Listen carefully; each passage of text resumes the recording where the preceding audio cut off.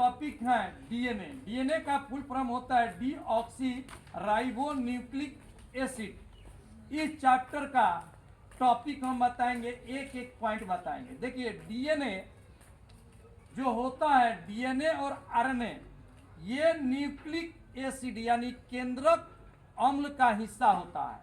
और केंद्रक अम्ल के अलावा डीएनए पेड़ पौधे के क्लोरोप्लास्ट यानी हरित लवक और माइटोकॉन्ड्रिया में पाए जाते हैं। यानी डीएनए का हिस्सा कितने हो गए? 3। कौन कौन आप बताइए जी, खरो जी। डीएनए का हिस्सा या डीएनए के हिस्सा कौन कौन है बताइए। Mitochondria, chloroplast. यानी डीएनए कहाँ कहाँ पाए जाते हैं? केंद्रकम, माइटोकॉन्ड्रिया, क्लोरोप्लास्ट। क्लोरोप्लास्ट समझ में आता है क्या होता है? हरित लवण जैसे हरित। ठीक है, बैठ जाइए। अब यहाँ पे समझिएगा कि जो हमारा शरीर जो बना है अनंत कोशिकाओं से मिलकर बना है। ठीक है, जैसे हम एक कोशिका निकाल लेते हैं अपने शरीर को और उसको जूम करेंगे, जूम का मतलब हो गया 12, तब 12 करेंगे तो उसमें क्या होगा जी, क्या पाया जाएगा? क्या पाया जाएगा? जैसे हम एक कोशिका अपने शरीर के निकाल लिए और उससे हम उसको हमने जूम किया, जूम मतलब क्या हुआ? 12 किए, तब उसमें क्या पाया जाएगा? केंद्रक पाया जाएगा। ठीक है, और केंद्रक को जूम करके निकालेंगे तो उसमें क्या पाया जाएगा? क्रोमोसोम। क्रोमोसोम कितने जोड़े होते हैं? बैठ जाइए, रुकिए, आप बताइए क्रोमोसोम कितने जोड़े होते हैं और उसका संख्या कितना होता है? 46 होता है। ठीक है, बैठ जाइए।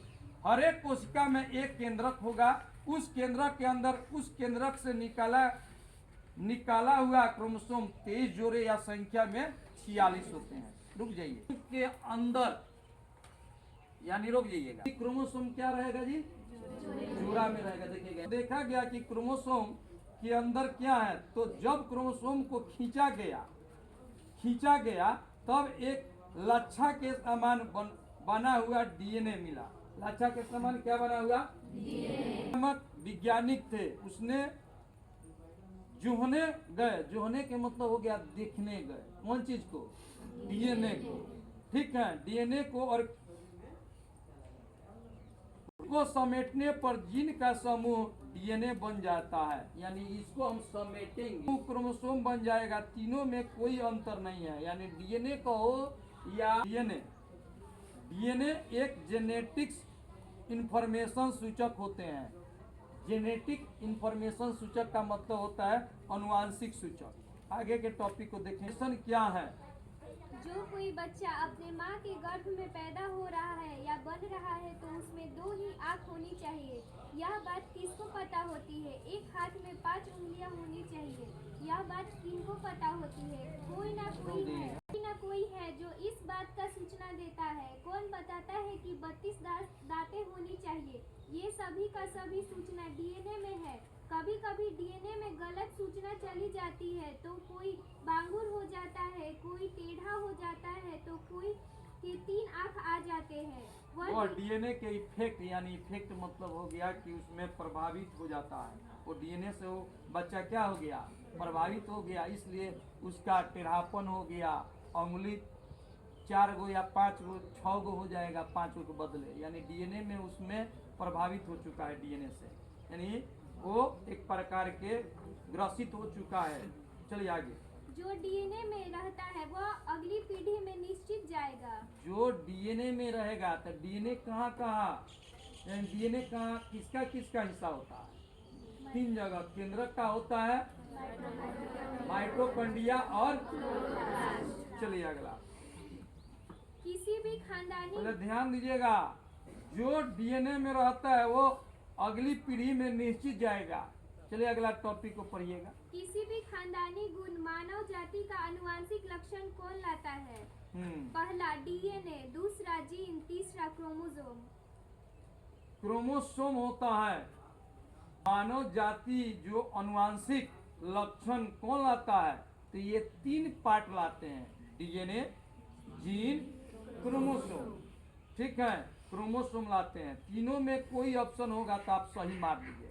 अगर आएगा एग्जाम में कि मानव जाति का जो अनुवांशिक लक्षण कौन लाता है। अगर ऑप्शन में आपको दिया होगा डीएनए तो डीएनए पहले मारिएगा। अगर डीएनए नहीं दिया है, अगर आपको जीन दिया है तो जीन पर टिक करेंगे, ऑप्शन सही होगा। अगर जीन भी नहीं दिया तो आपका क्रोमोसोम ऑप्शन में दिया है तो क्रोमोसोम, क्योंकि देखिए यहाँ पे देखिए हम मैथ के टीचर हैं, हम मैथ पढ़ाते हैं तो मैथ मेरे माइंड में है, ब्रेन में है, मस्तिष्क में है, मेरे डीएनए में नहीं है। अगर मेरे डीएनए में रहता मैथ, यानी मेरे पिताजी भी मैथ के टीचर होंगे, मेरे दादाजी भी मैथ के टीचर होते, तो मेरा जो बच्चे होते, यानी मेरा जो पुत्र होता, वो भी गणित का विद्वान होता, क्योंकि ये मेरे माइंड में है, मस्तिष्क में है, मेरे डीएनए में नहीं है। जैसे में और एक एग्जाम्पल देते हैं, से पहलवान का बेटा पहलवान नहीं होता क्योंकि पहलवानी उसके मांसपेशियों में है। अगर वही पहलवानी कोशिका के केंद्रक में प्रवेश करके क्रोमोसोम के होते क्रोमोसोम के खानदानी हो जाएगा।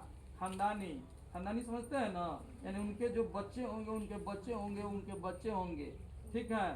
तो वैसे वो क्या होंगे, वो डीएनए से ग्रसित है तो उनका जो पुत्र पुत्री होगा वो भी जानकार होंगे, पहलवान होंगे, समझ गए।